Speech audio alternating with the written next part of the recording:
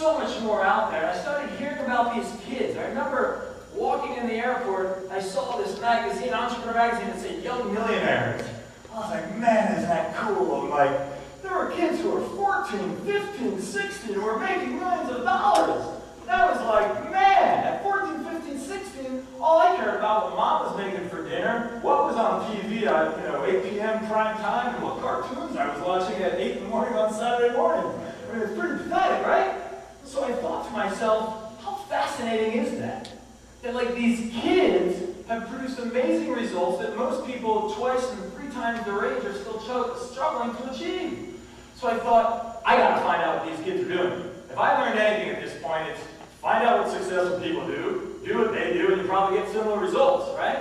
So I thought, well, how am I gonna get all these amazing people to sit down and spend time with me, open up their offices, take me into their houses, pull back the curtain, tell me all their secrets. I spent anywhere from a couple hours to a day or 2 with them, just probing and asking questions, and then basically giving me the keys to the kingdom, showing me, here it is, take what you want, right? And I thought, well, what would be great is if I could do this and share the message with millions and millions of people around the world. And my intention was to create the greatest resource that was ever made outside of a religious or political text to inspire young people to take ownership of their financial futures and turn their passion or their hobby into a self-perpetuating business. Oh yeah, did I tell you that I had never made a movie before? I mean, that's the God honest truth. So I literally started making a list over the last couple of years. It's called the old paradigm versus the new paradigm. The old paradigm says you got to go work for somebody else, doing something for 20 years, hating your life, hating your business, hating everything about life until you turn like 65. Then it's time to enjoy life. Then you do what you want. That's the old paradigm. The new paradigm is figure out what you like, what you love to do it, and build a business around it.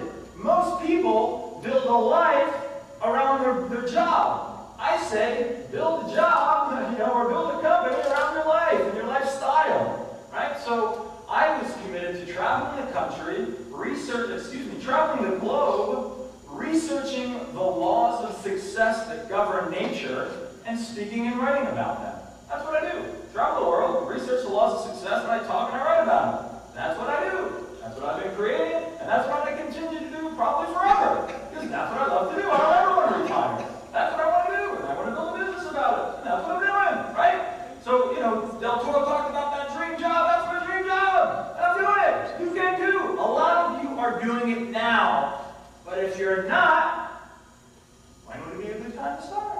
Right? It's all about taking action.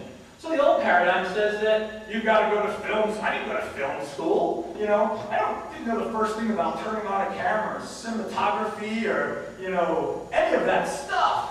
But you better believe I had to research it. You better believe that I spent day and night reading books, going to seminars, calling up people, taking people out to lunch, picking their brain, asking questions, learning how to turn or how to build a production company, how to make a movie, how to know about distribution, how to know about marketing, how to know about pre-production, how to know about all that stuff, right? It was out there. The information was out there. I just didn't find it.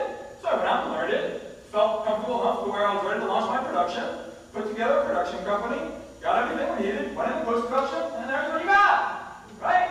And then we did it. Yeah, thank you.